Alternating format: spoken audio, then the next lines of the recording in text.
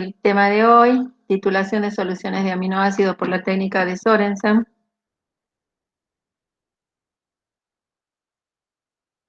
Algo ya vimos en teórica, más detallado. Aquí hacemos la introducción teórica correspondiente a este laboratorio. Como siempre les digo, los llamamos laboratorio, en realidad son teórico-práctico porque se da en forma teórica, en realidad se complementa cada uno de estos teóricos prácticos con la parte presencial que se hace en laboratorio. Este práctico de titulación de soluciones de aminoácidos por la técnica de Sorensen, recalco, soluciones de aminoácidos, es uno de los laboratorios que se hace en la parte presencial, porque ustedes saben, ya quedamos aclarado que tienen una parte presencial pendiente después que terminan la cursada por la parte virtual. Bien, entonces tenemos los aminoácidos. Siempre decimos que los aminoácidos son los constituyentes fundamentales de las proteínas. Los aminoácidos son moléculas constituidas por un carbono alfa unido a un grupo amino y a un ácido carboxílico, de ahí su nombre, ¿sí? Los aminoácidos son fundamentales, ¿sí? La parte del grupo amino y la parte del grupo carboxílico, que es la parte ácida. Bueno, estas unidades se encuentran en un grupo de 20 aminoácidos en total, lo que corresponde a lo que son las proteínas, ¿sí? O sea, existen otros aminoácidos, pero no son tan abundantes en la naturaleza y no tienen tanta importancia en cuanto a la funcionalidad de las que son las proteínas. Entonces consideramos los 20 aminoácidos estándar, ¿sí? Ustedes van a ver el cuadrito que hicimos en la teórica de la clasificación de los 20, que vimos de los 20 aminoácidos, clasificación en polares, no polares, ¿sí? Según el grupo R que tengan, de los cuales 8 son esenciales, ¿sí? Estos aminoácidos 8, ahora la bibliografía dice 9, pero bien, entre 8 y 9 son esenciales. ¿Qué quiere decir esenciales? Que no pueden ser sintetizados por el organismo, sino que tienen que ser ingeridos en la dieta, ¿sí? Bueno, algunos ejemplos que da acá: glicina, alanina, lisina, aspartico.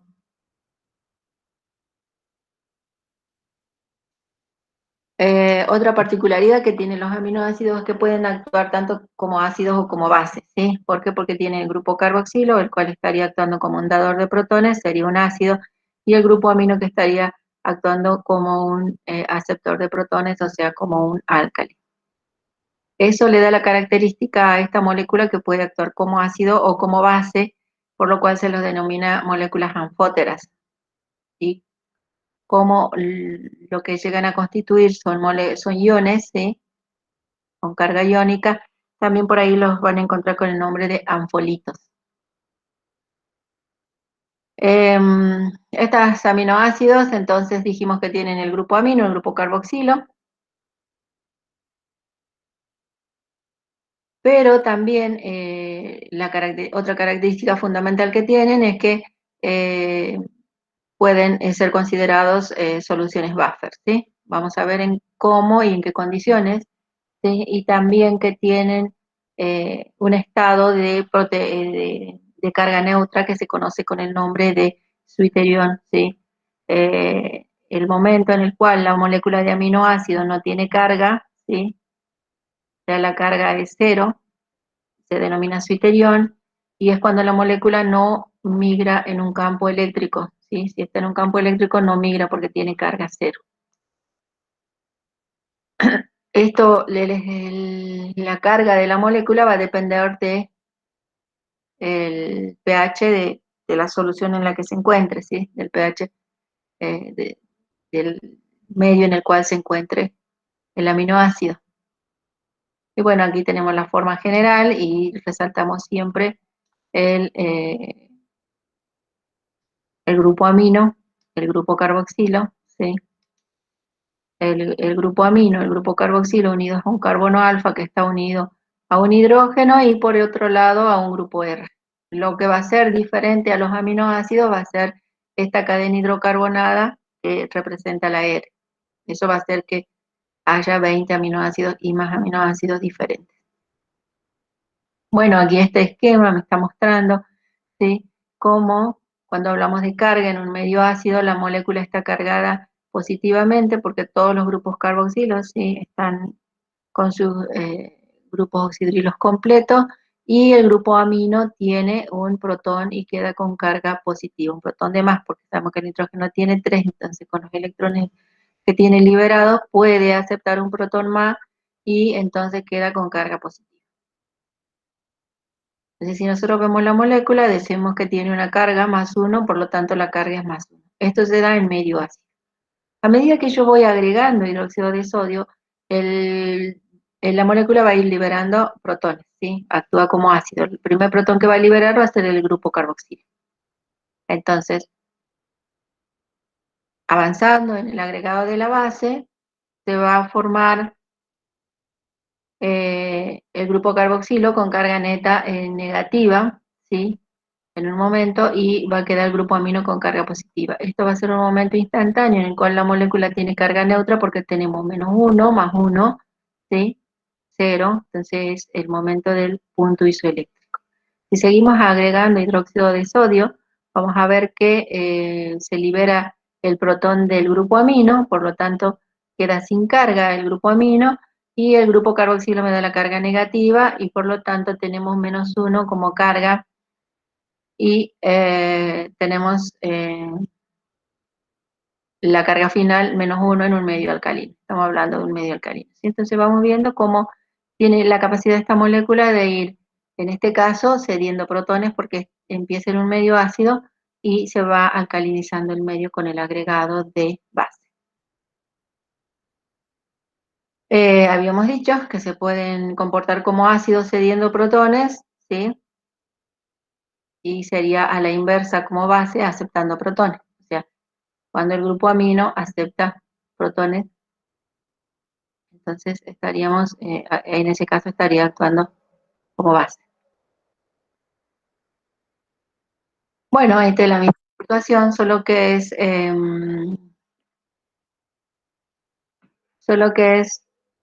la parte en la que, la primera parte de todo este análisis que hacíamos,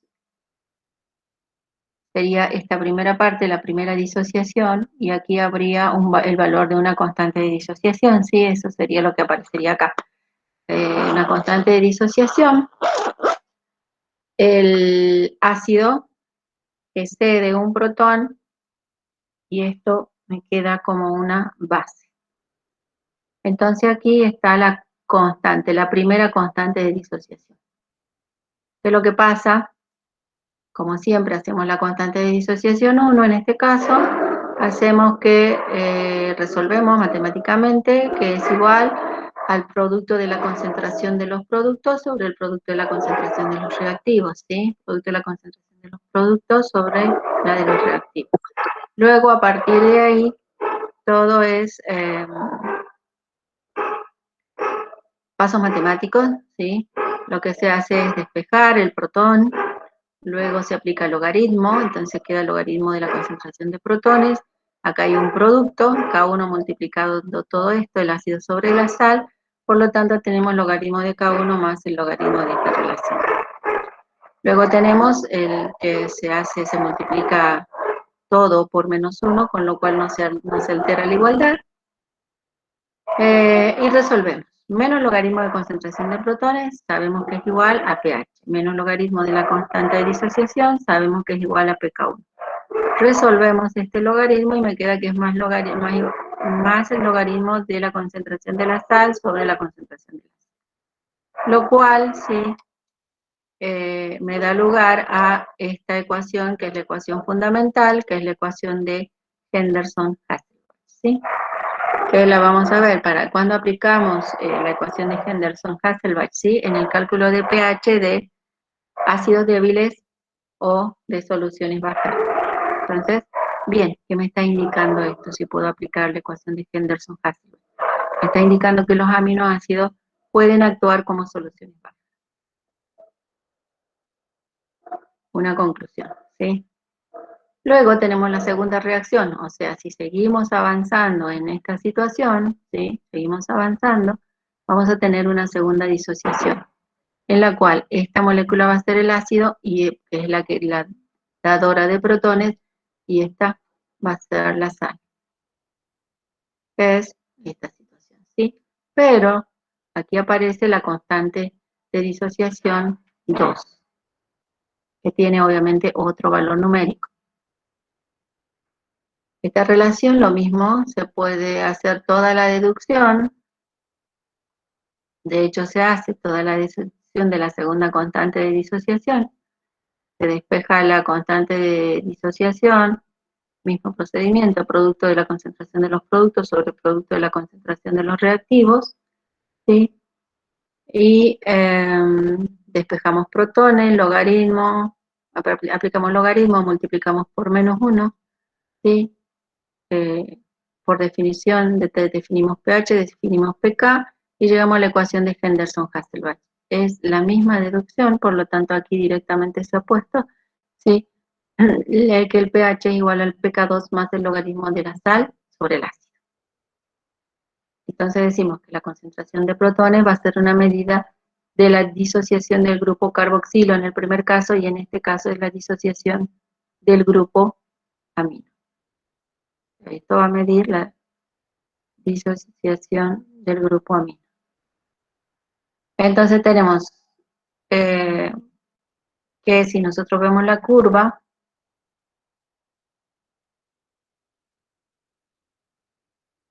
¿sí? En esta parte, cuando el pH es totalmente ácido, tenemos la primera estructura, ¿cierto? Acá tenemos, creo, nuevamente escrita la relación, ¿sí? Cuando el medio es ácido, tenemos la estructura totalmente del aminoácido totalmente protonada, tiene carga positiva, y bueno, acá me dice un pH igual a 1, y acá me dice migra al cátodo, ¿sí?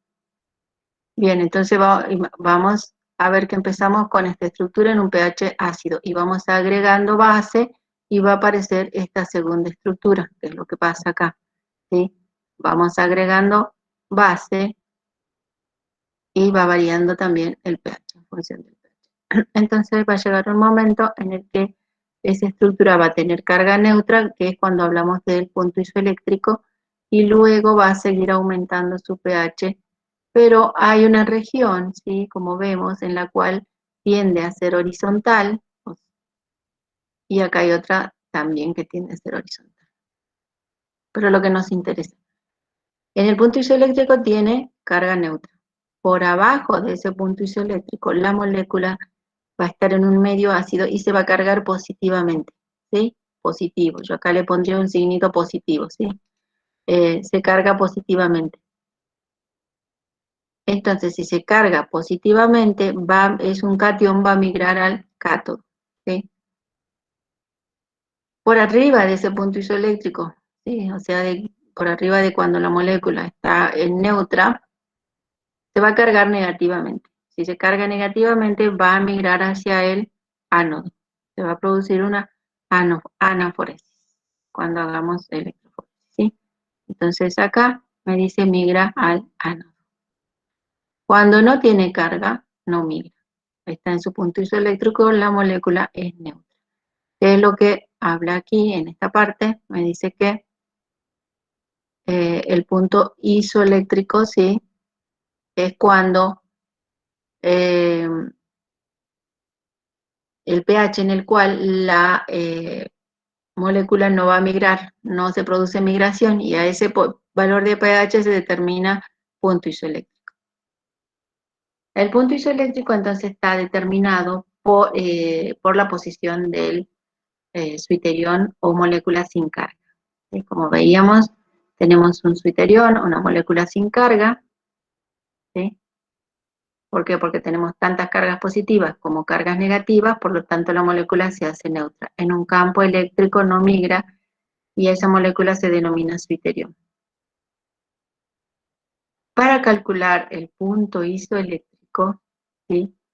Se hace una media aritmética que relaciona el pK, que está por abajo de este suiterión y el pKa que está por arriba de ese suiterión. Por eso decimos que en este caso tenemos el pK1 y el pK2 nada más.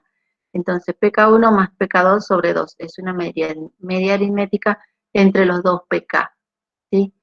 Creo que por acá lo expresa como las reacciones que flanquean a la molécula con carga igual a cero, ¿sí? El que está por abajo y el que está por arriba. Entonces, para determinar mi punto isoeléctrico, yo debo conocer cuál es la molécula que está como suiterión. Bien, como vamos hasta ahí, habrá alguna consulta y yo me pasé hablando como siempre. Bien, seguimos.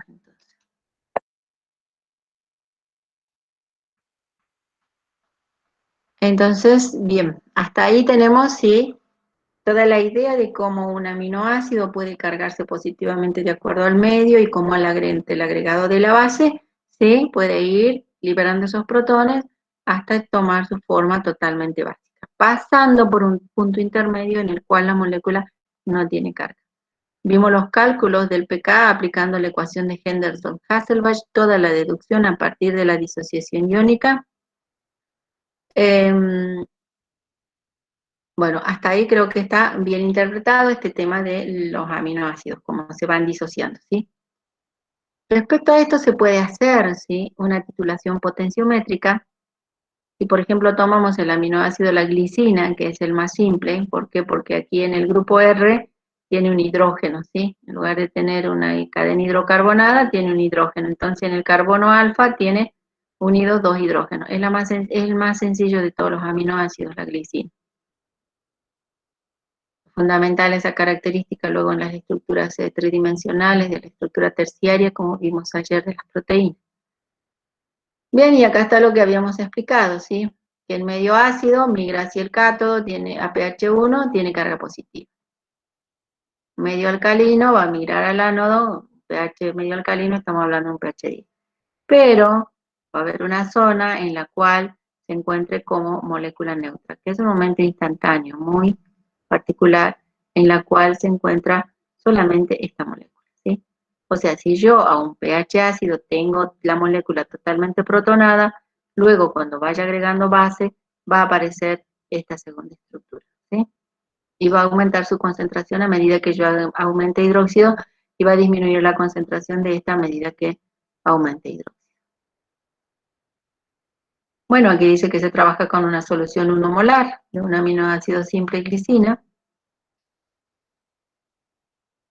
El medio fuertemente ácido, ¿sí? Entonces, esta titulación potenciométrica que consiste en ir agregando base y midiendo el pH cada vez que se hace un agregado de base, me va a generar un cierto me va a generar ciertos pares de números que puedo graficar con estos puntos, ¿sí? Entonces vean que se hizo la medida de muchos valores de pH para diferentes agregados de milio equivalente de hidróxido de sodio. Esta curva empieza en un medio ácido, se va agregando hidróxido de sodio y el pH va variando lentamente, pero va variando ante el agregado de base. Pero esta zona en la cual el aminoácido no varía, podemos considerar que está actuando como buffer, ¿sí? Se está oponiendo al cambio de pH, esa es la característica de un buffer, ¿no es cierto? Entonces, decimos que esta expresión corresponde a este sector en el cual la derivada de pH respecto a la derivada de los mil equivalentes de hidróxido de sodio tiende a cero. Bien, pero en el punto en el cual, ¿sí?, las concentraciones de esta estructura que la llamamos 1 con número romano y a esta estructura 2 con número romano, ¿sí?, son iguales, esas concentraciones son iguales. En ese momento decimos que el pH es igual al pK1. Eso lo podemos expresar según la ecuación de Henderson-Hasselbalch, que dice que el pH es igual al pK1 más el logaritmo de la concentración de la sal sobre la concentración del ácido. Llamamos a la concentración de la sal concentración 2, a la figura 2, y a la concentración 1, a la del ácido. Como les había indicado, para no escribir toda esta estructura y toda esta estructura, ponemos un número romano acá y un número romano acá. 2. Entonces tenemos una estructura, 2 y 3 estructuras, ¿sí? Ahora estamos trabajando en esta parte. Aplicamos y decimos que la concentración, cuando la concentración de la sal sea igual a la concentración del ácido, la relación del logaritmo va a ser igual a 1, por lo tanto, el logaritmo de 1 es 0. En ese momento decimos que el pH es igual al pK1, ¿sí? Cuando las concentraciones entonces son iguales, de sal y de ácido. Y en esa región está actuando el aminoácido como buffer. Seguimos agregando hidróxido de sodio. Llega un momento en el cual a un pequeño agregado de hidróxido de sodio la variación de pH es máxima, ¿sí? O sea, tiende casi a invertir el sentido de la curva que tenía, ¿sí? Venía ascendiendo lentamente, prácticamente horizontal, y luego se hace prácticamente vertical. Por eso dicen que en esta región la derivada del pH en función de la derivada de los miliequivalentes de hidróxido de sodio tiende a un máximo. Claro, prácticamente podríamos decir infinito. Casi. En ese momento, sí, es cuando solamente tenemos esta estructura, ¿sí? La de Zwitterion. Y se habla del punto isoeléctrico, que se calcula, como dijimos, con una media aritmética, el pK1 más el pK2 sobre 2. Ese es el punto isoeléctrico. Y hasta ahí la molécula, el aminoácido predominaba las cargas positivas, ¿sí? Ya tenía hasta ahí carga positiva, a partir de acá tiene carga neutra, y a partir de aquí va a cambiar la carga del aminoácido. Porque va a aparecer, ¿sí?, esta tercera estructura,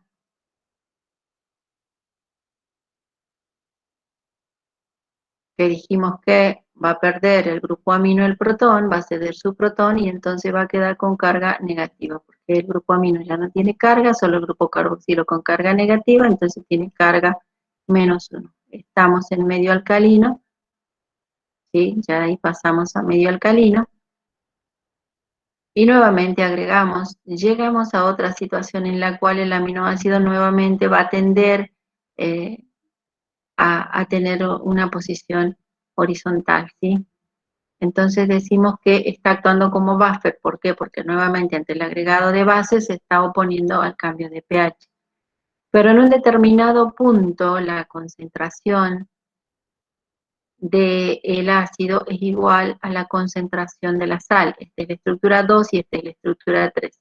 Por lo tanto, podemos utilizar la ecuación de Henderson-Hasselbalch y decimos que el pH es igual al pK2, y esa es la diferencia, más el logaritmo de la concentración de 3 sobre la concentración de 2, o sea, de la sal sobre el ácido. Cuando esas concentraciones son iguales, dijimos que toda esta expresión se hace igual a 0, el pH es igual al pK2. Si seguimos agregando, vamos a llegar a un medio totalmente básico, en el cual solamente me va a quedar la glicina con esta estructura. Bien, todo eso es en lo que consiste la titulación electrométrica de la glicina, o sea, la determinación de la variación de pH, ¿sí? Se va midiendo con un pHímetro cómo va variando y se va tomando los datos. En la última parte tienen ustedes el cuadro con el cual se hizo este gráfico, ¿sí? El cuadro donde tengo los 1000 equivalentes de hidróxido de sodio y la variación de pH. ¿Sí? Entonces, como era muy largo, son muchos datos, se corta acá y se inicia de nuevo acá. Son 3 columnas, en realidad esta tendría que ser una sola columna, se hicieron 3 por motivos de espacio, ¿ya? termina acá en 280 y continúa en 290, pH 263, y luego termina en 350 esta columna y continúa en 355. ¿Sí? Bien, con esos datos se hizo la curva de titulación potenciométrica para el aminoácido. Bien, esa es la explicación, esta parte está explicado ahí, cómo va variando los potenciales de electrodo. Bueno, este es un poco de repaso de lo que habían visto en pH, en que consiste un pHímetro, ¿sí? El electrodo de vidrio, cómo va a tomar el valor de pH, ¿sí? Eso ya ustedes lo vieron cuando vieron pH.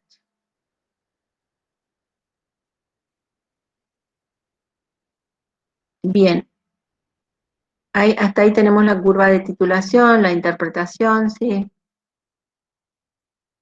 Y aquí tenemos la valoración de aminoácidos por la técnica de Sorensen. Entonces ya vemos cómo un aminoácido eh, es una molécula anfótera, cómo puede actuar como buffer, por qué aplicamos la ecuación de Henderson, de Henderson-Hasselbalch a esta situación.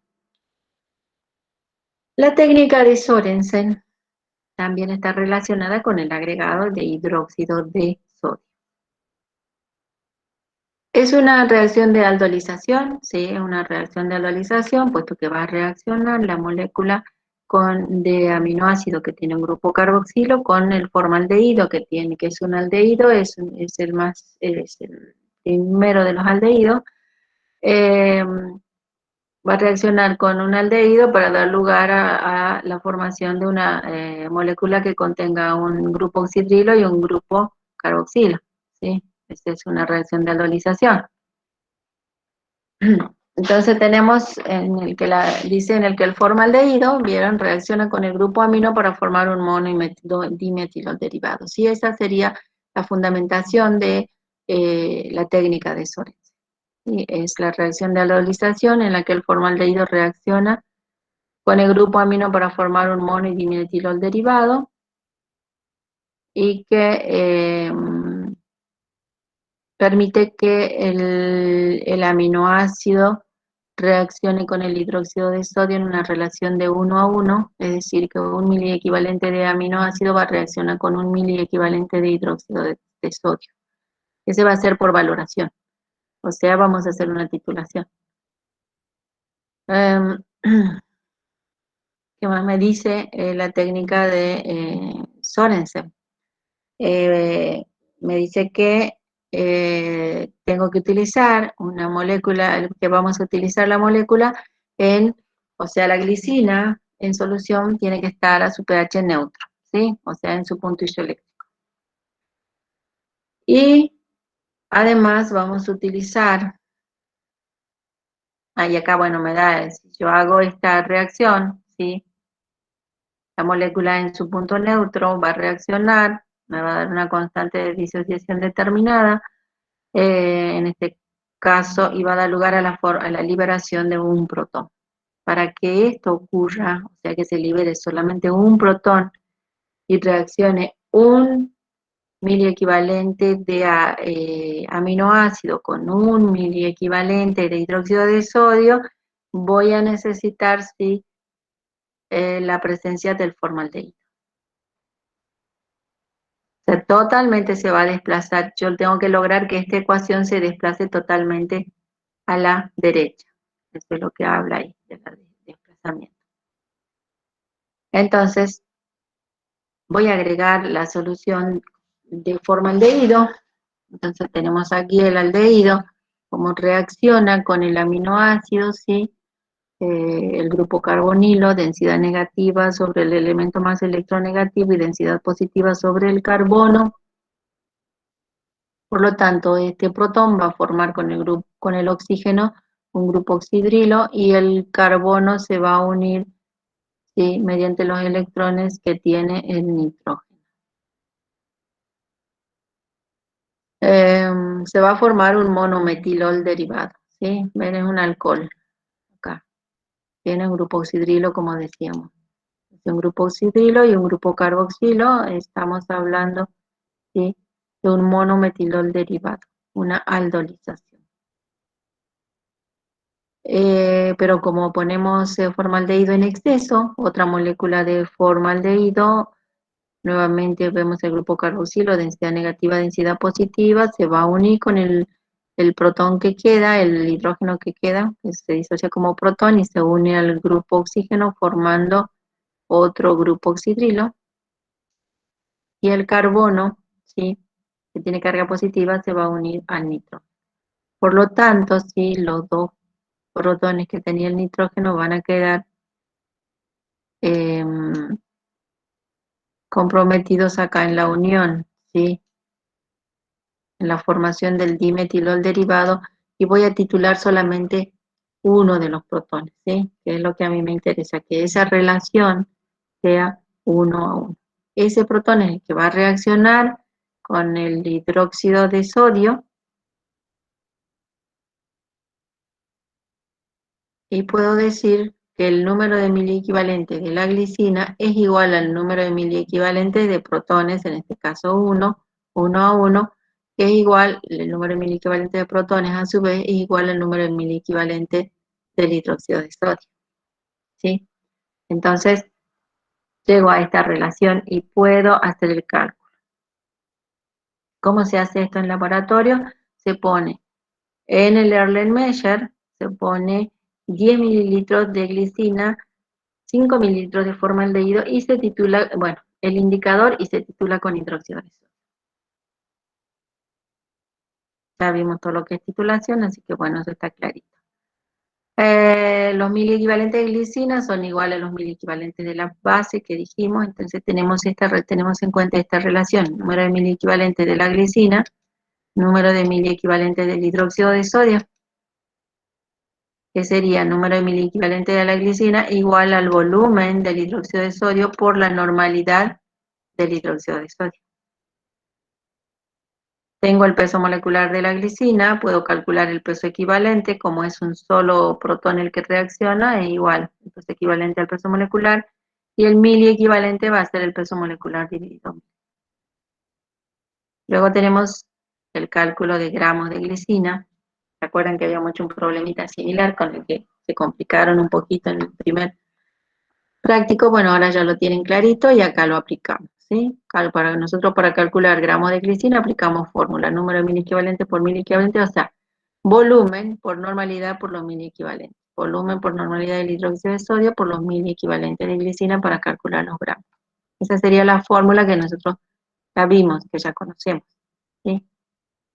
La única variante aquí va a estar dada por esta relación, que nosotros para hacer la titulación utilizamos solo 10 mililitros de glicina y la concentración la vamos a expresar en gramos por ciento. Por lo tanto, vamos a hacer la relación, si en 10 mililitros, ¿sí?, tengo X gramos de glicina, en 100 mililitros, ¿cuántos gramos de glicina? Escribo, resuelvo la regla de 3, 100 por volumen por normalidad, dividido 10, 100 por volumen por normalidad por mil equivalente por 100 dividido 10, y expreso, ¿sí? Quedaría como que X gramos de glicina es igual al volumen por normalidad, los miliequivalentes son 0,0750 sobre 10. ¿Por qué? Porque se simplifica este 100 mililitros con estos 10 mililitros, ¿sí? Entonces, si simplifico, me va a quedar 10 mililitros en el numerador. Bien, acá está la parte práctica, que era la que yo les decía, ¿sí?, que vamos a utilizar 10 mililitros de glicina, se calcula el peso de mil equivalentes de la glicina, dividido 1000. La normalidad del hidróxido de sodio tenemos que saber, que es el que cae gota a gota desde la bureta, y el volumen es el que vamos a medir, ¿sí? Una vez que hacemos la titulación, determinamos cuánto gastamos de hidróxido de sodio, ¿sí? Y este gasto de hidróxido de sodio es el que voy a reemplazar en fórmula, ¿sí? Ese es el mismo. Y hago los cálculos matemáticos. Digamos que eso es así englobando todo lo que vemos para la determinación de concentración de aminoácidos. Ya entramos a lo que es la parte estática de química biológica. Empezamos con aminoácidos y toda una práctica para determinar concentración de aminoácidos en una solución. Creo que no queda más, creo que hasta ahí llegamos, ¿sí?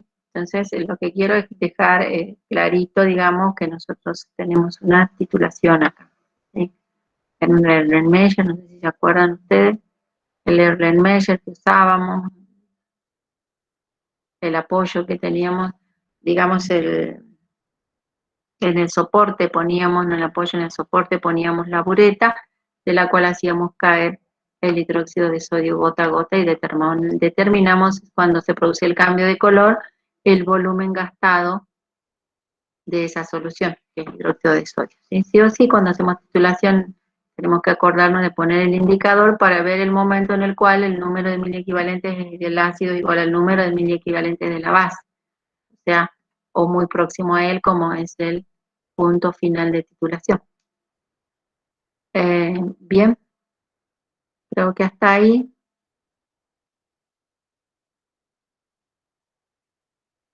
Si hay alguna pregunta.